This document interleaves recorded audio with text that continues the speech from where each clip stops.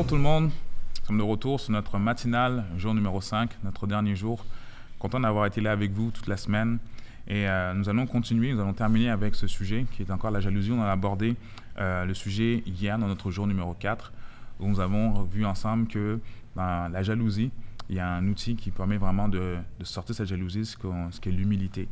Et je voudrais continuer toujours dans le texte qu'on a regardé hier. C'est le texte qui nous mentionne la jalousie que Caïn a eue envers son frère Abel. Et Dieu parlait à Caïn face à cette jalousie, parlait à Caïn face à ce qu'il vivait par rapport à son frère.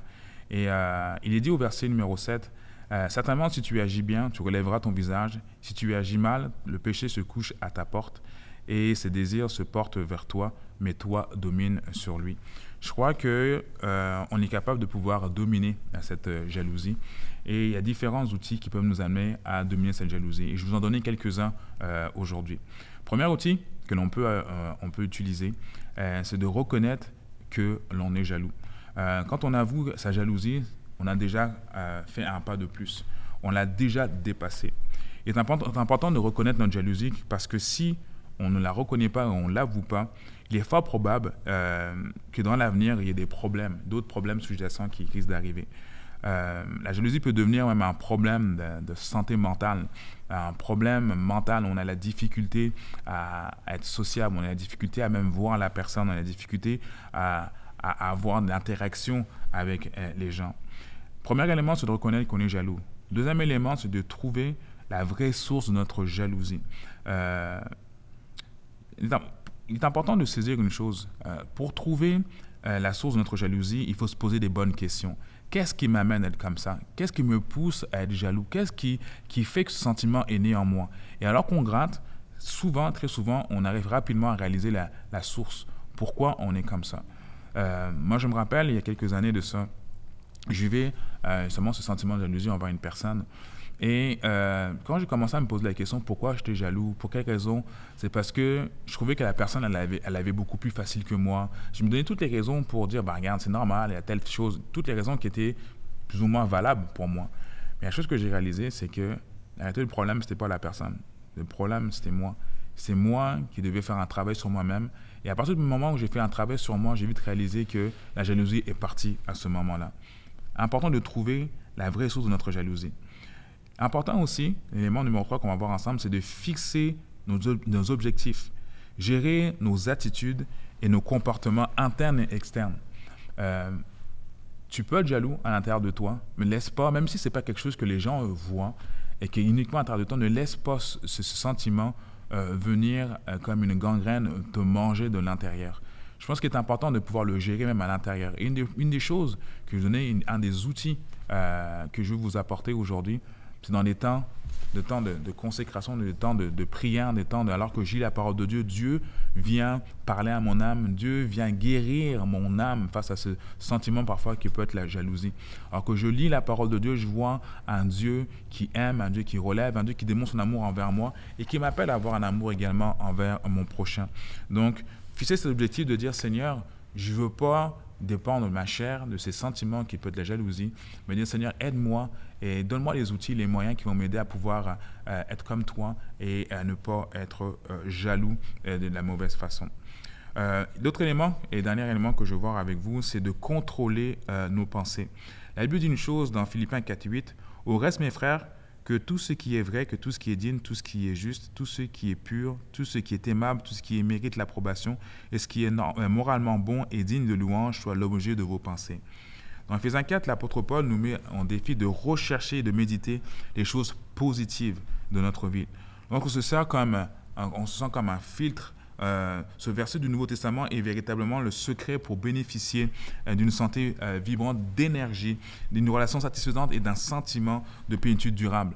À travers ce texte, on voit une chose, c'est que notre pensée doit toujours être centrée, en gros, être centrée sur qui est Dieu. La jalousie a toujours été vue comme quelque chose de négatif.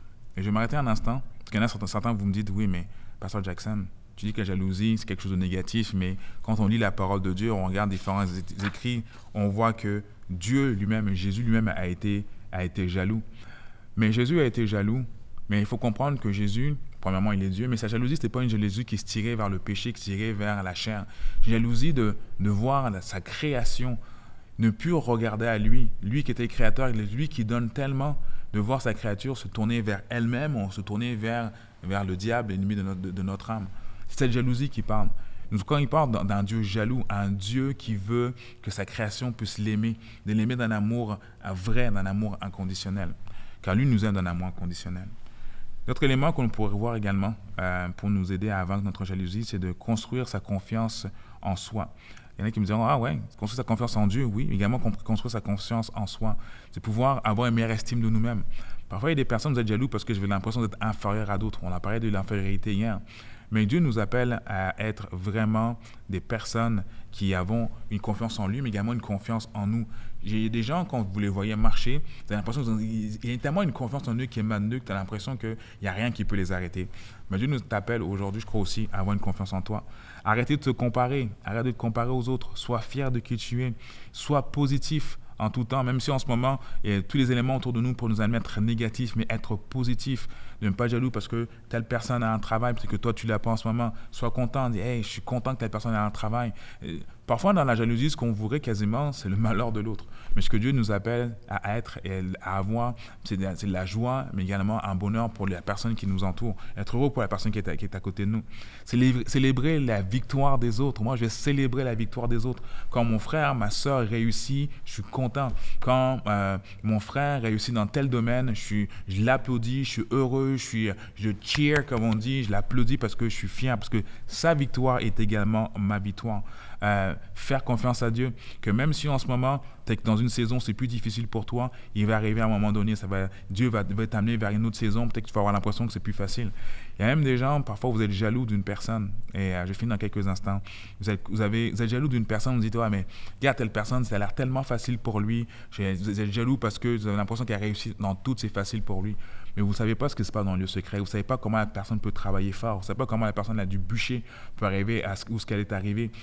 J'ai une amie qui, quand on la regarde, les gens me disent « Mais comment tu as fait? Comment tu fais? C'est incroyable. J'ai l'impression que Dieu te bénit. Tu as tellement facile. » Mais les choses qu'ils ne savent pas, c'est qu'elle a dû élever ses enfants toute seule. Elle a fait des choses toute seule. Et aujourd'hui, elle a juste les résultats de son travail. Et ça ne veut pas dire que la vie est facile à tous les jours.